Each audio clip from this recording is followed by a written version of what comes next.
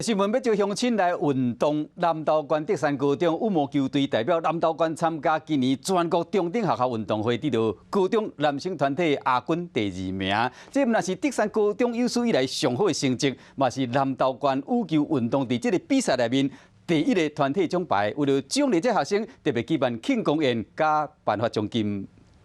德山高中羽毛球队今年代表南投县参加全国的运动会，拍入去全国8强赛，尾也摕到高中男子团体亚军和高中男子单打铜牌。特别感谢教练团相信我，让我为学校争取这份荣耀。南投县体育会为了奖励这球员，特别请大家吃饭，嘛颁发奖金给因，未来嘛继续和县政府共同做关心羽毛球的运动，找更多资源来斗相共南投县的球队。希望说。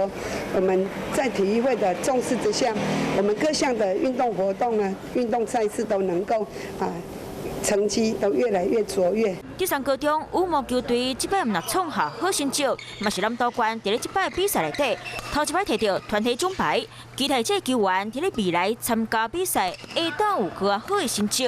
观众朋友，有一件事情不知道你们做了吗？